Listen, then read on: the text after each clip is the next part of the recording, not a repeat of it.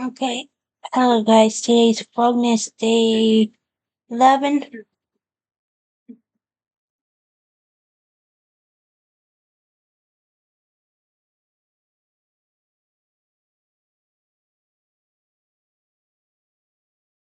Like this, I'm trying to.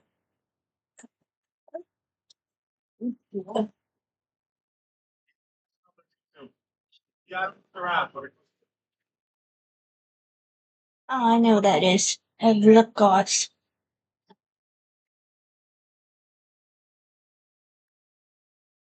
No, you just took a bath.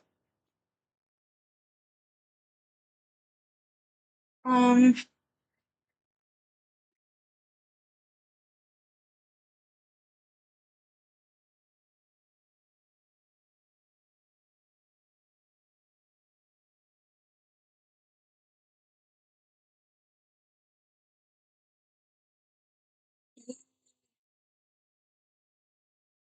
gonna change Panda's bedding here today. I think that's it I'm gonna do because I don't know what else to do.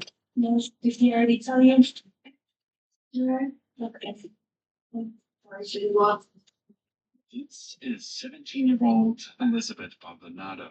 A few hours ago, her boyfriend was found mysteriously shot dead in a back alley.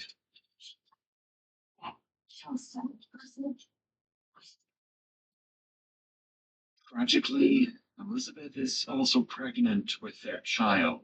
Her mother, Ortiz Chavez, is trying to comfort her daughter. What Elizabeth doesn't know yet is that her mother is hiding a dark secret that will ruin the family's life.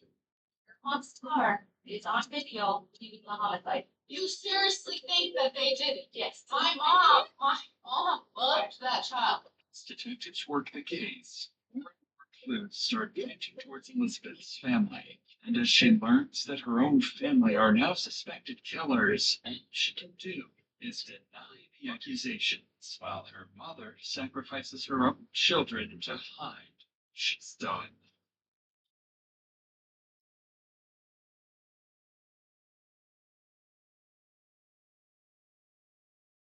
It's a quiet Friday in downtown Albuquerque. 16-year-old boy walks into a back alley on his way to work, unaware that a killer is waiting for him inside the parked cars.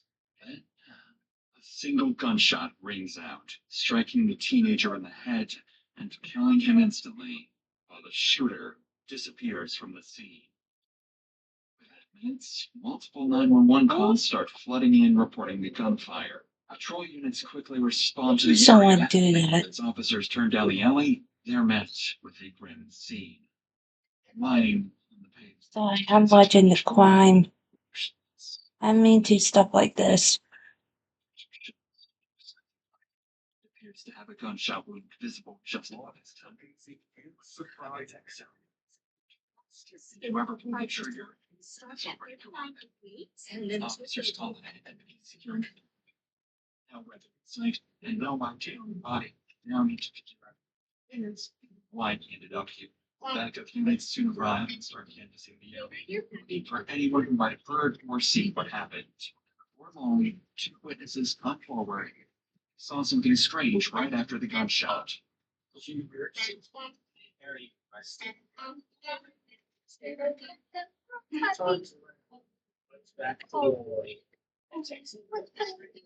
I just thought she was dead. Or usually there. I just that I'd say I just Oh, today's my aunt's birthday. Yeah, she is Scorpio. I think she is 66, 67, I think. Get back here! To witnesses, a single gunshot was fired by a group of teenagers sprinting in every direction. Said children were speeding away.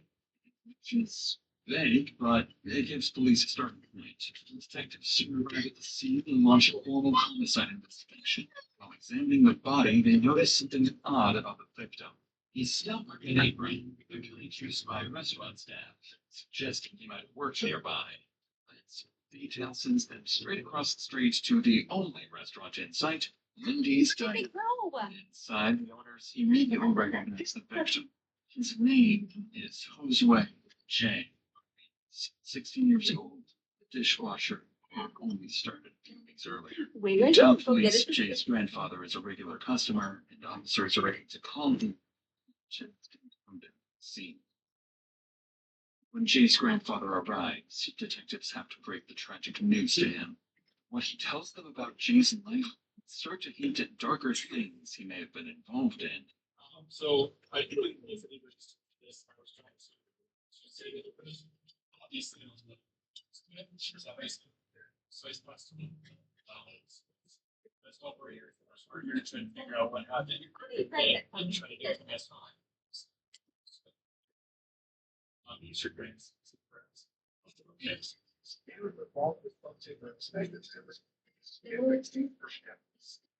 I've never church.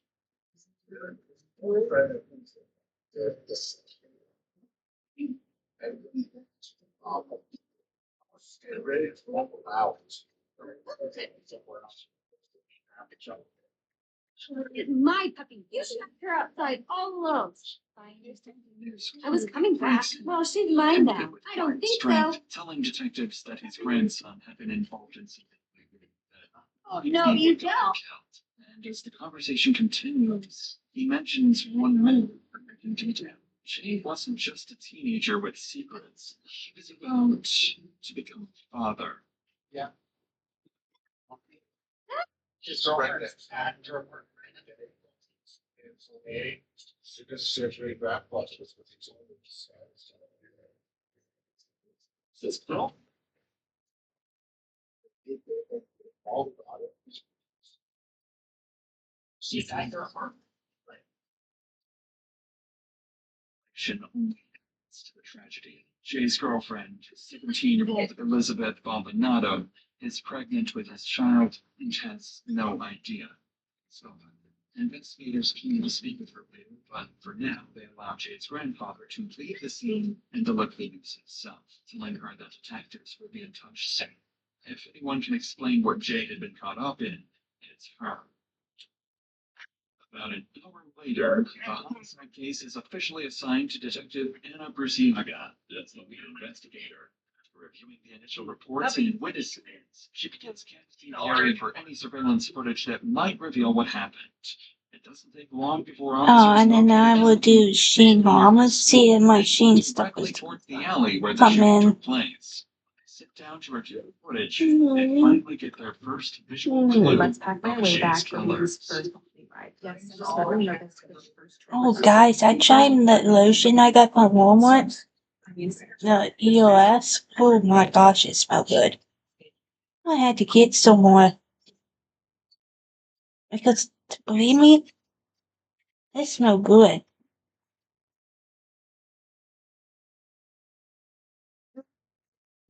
The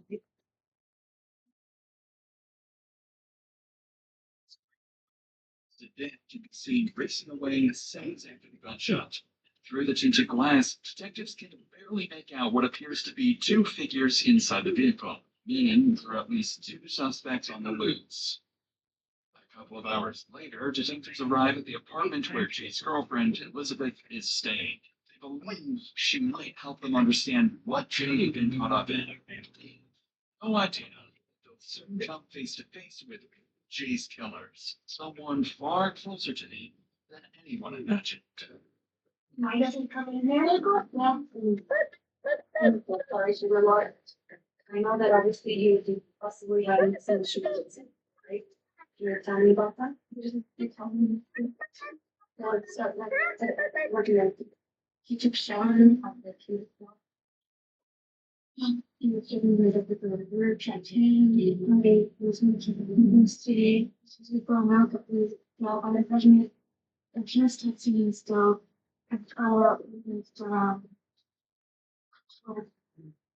And then he stopped answering for a few hours. Timeline Elizabeth finds lines up with the shooting. Around 11:20 a.m. is when Jay stopped responding to her messages. At the same time, investigators believe he was killed. Beyond that, Elizabeth doesn't offer much, saying Jay often protected himself and never told her what he was doing. To detectives, it sounds like Jay might have gotten himself involved in something he didn't want anyone else to know about. Maybe a deal that went wrong or a confrontation that escalated. Whatever it was, it's likely with them. That's what it's first. Elizabeth telling the story. Yet, the next thing she remembers. You guys, this is what I need to. I need to like do crimes like if people do crimes. Yeah, go ahead, Mom. I got to go. Out. Stay with me, Mom. I got to get out. Okay. She talks about Mm. this had nothing to do with Slide down. my brother and just don't get along. Hey, yo. It's not that very much. I got it. You got it.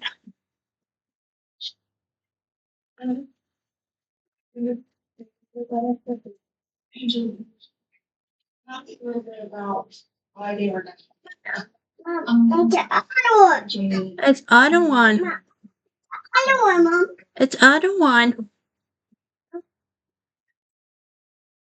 What's the other one, honey?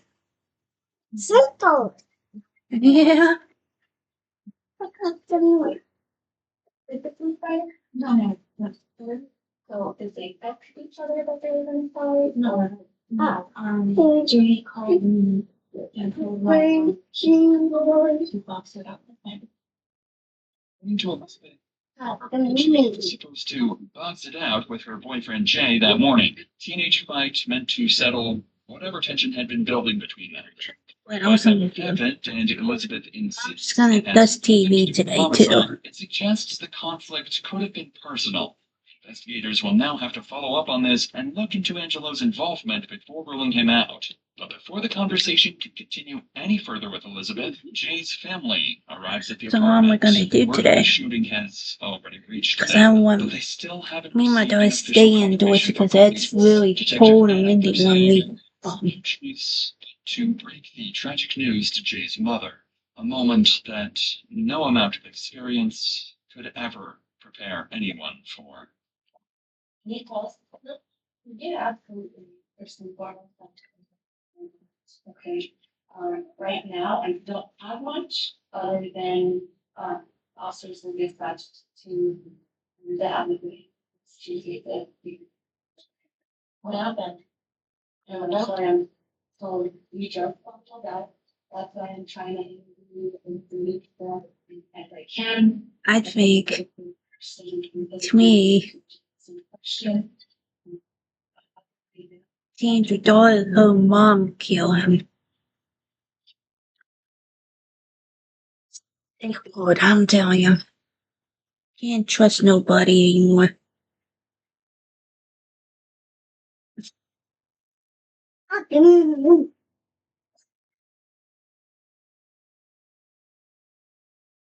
Oh.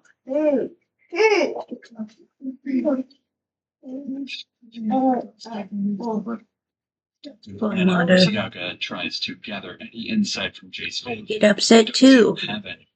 Even his mother can't imagine who would want to hurt him, leaving detectives with no clear leads or motives to work with. As investigators collect Jay's phone and prepare to leave, another woman walks into the apartment, Ortiz Chavez, looking to comfort her daughter. Detective Bruciaga sits down with her to collect some basic information. A casual conversation at first, until Chavez mentions a small detail that catches the detective's attention and quietly puts her on the radar.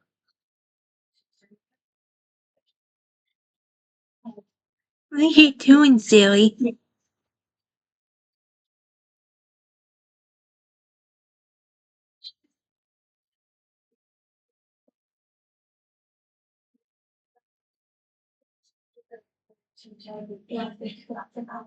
Where you said it's false.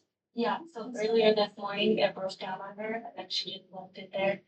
As Chavez describes her vehicle, Detective Bruciaga immediately recognizes the description: a gold Toyota sedan, similar to the one caught on surveillance footage speeding away just seconds after the shooting.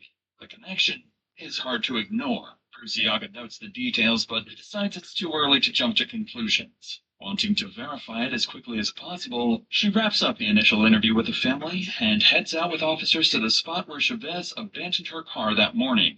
When they arrive, the car is nowhere to be found, and Bruciaga starts suspecting Chavez might be hiding something. About 40 minutes later, investigators return to the apartment to interview Chavez privately, and that's when things start to get interesting. By now, it's only been a few hours since Jay was killed, and most detectives would still be collecting statements, but Bruciaga's instincts tell her there's no time to waste, so she sits down with Chavez and makes a bold accusation. So here's the thing, okay? So I believe your car was used to Teddy's thing. Awesome. She did it. Okay. And so I continue. Okay, so if you don't tell me who had your car, or is your car in my car? Okay, then my car in the way. Detective Bruciaga is quick to connect the dots, suspecting that it's Chavez's car that was speeding away. But Chavez claims she abandoned it, and it must have been stolen. However, the detective is about to take things one step further, because if Chavez's car was used in the murder, the next logical question is, who was behind the wheel? And with what Elizabeth revealed about the planned fight that morning, there's only one name that fits: Chavez's son, Angelo. So what I'm getting at is that what are the odds that your son and his friend have a problem with Jay, and Jay is now dead, and people are telling me it's your car. But my son Sonny wouldn't and I was with him today. Yeah. So you were with them all day? Yes. My son had an interview at 9 o'clock.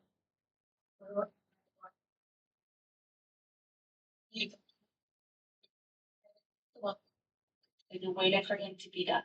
Yes, and we went back together to my house. Okay, then you guys go back to the house. Okay. Stay there.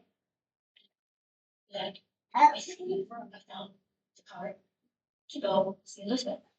Chavez's morning timeline only reinforces the detective's suspicions. If she really abandoned her car around 10:30 that morning and it suddenly vanished, then there's a very high chance it's the same gold Toyota caught on CCTV later when Jay was shot. Witnesses also reported seeing a young male and female inside the car. And with Chavez having both a teenage son, Angela, and a daughter, Elizabeth, things are starting to look very suspicious for her family. Lily. All of this remains as just early suspicion. After all, detectives know Jay had been hiding things. He was secretive and clearly mixed up in something he wasn't telling anyone about. But there's something eerily strange about Chavez's demeanor that Detective Bruciaga can't ignore. Even after being told her son might be involved in a homicide, she stays quiet, almost detached. Not the kind of reaction you'd expect from a mother facing that sort of accusation. And the longer the conversation goes, the more convinced Bruciaga becomes that the mother sitting in front of her knows more than she's letting on. So the detective decides to take an even bigger risk this time and make an accusation that most investigators would hesitate to ask this early on. So Hi guys, I'm sorry. I just don't talk that much. So I will